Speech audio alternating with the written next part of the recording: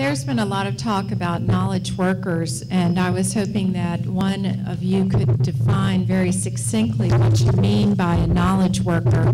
And I'd also like to hear who is not a knowledge worker and why. Don't look at me when you say that. Yeah, I love that question because I kind of agree with what you imply. You know, somebody that's working at a Titan-like facility and operating multi-million-dollar machinery that's doing very sophisticated things, to me, is a knowledge worker. So I just want to make that point, number one. Number two, you know, we say that not because it's unique to Wilmington. This is a movement that's going on around the world. Cities are branding themselves for the first time, and a lot of them are branding themselves in the way they're being proposed here today because this is what is happening in the country and this is what's happening in the world. And it's happened fast. The speed at which things happen now may be something that, you know, a smaller town like Wilmington may not be as accustomed to as other places, but everything's moving at the speed of light now. Look, the work that influenced Cape Fear Future came from a gentleman by the name of Richard Florida, who wrote two books, The Rise of the Creative Class and the Rise of Creative Cities. One of the things Connie did, to her credit, was downplay this word class because of the negative things it conjures up. But when you're a doctor or you're a lawyer, you're a knowledge worker. If you work in the mortgage business or the real estate business or banking, healthcare, you're a knowledge worker. You work at the university, you work in the high schools, you're knowledge workers.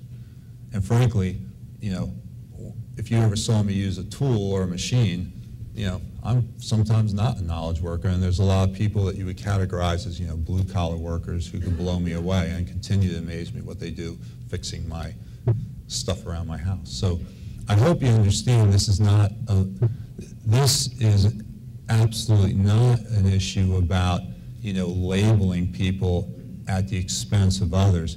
This is about making sure we understand this movement, making sure we capture the power of it, the essence of it, harness it, shape it into the direction that Wilmington's moving so that we can continue to be a wonderful place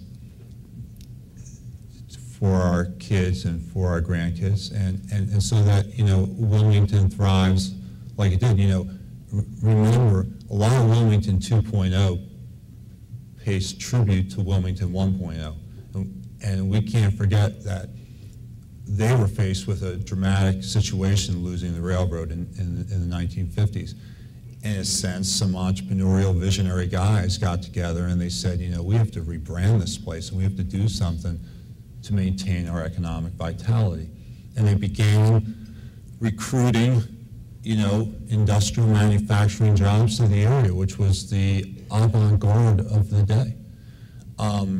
And you know, the legacy that they've delivered us are places like Corning and GE. They're global brands, they're respected around the world, that are doing some of the most brilliant, you know, cool things in technology and high-tech manufacturing that you can do anywhere in the world.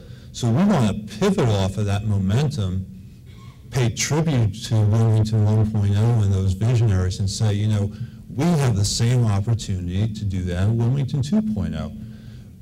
And we're going to do the avant-garde. We're not going to get trapped in an industrial past where the resources were often in the ground, not the people. Melanie said it really well. Our key resource, our key natural resource is our people and our creative minds. And everyone has creativity. You know, the unemployed artist has creativity. The kids who, because of, you know, the neighborhood they're brought up in and the fact that they don't have a strong family structure, you know, there's creativity to be tapped into if if we as a community and the schools could figure out how to do that right.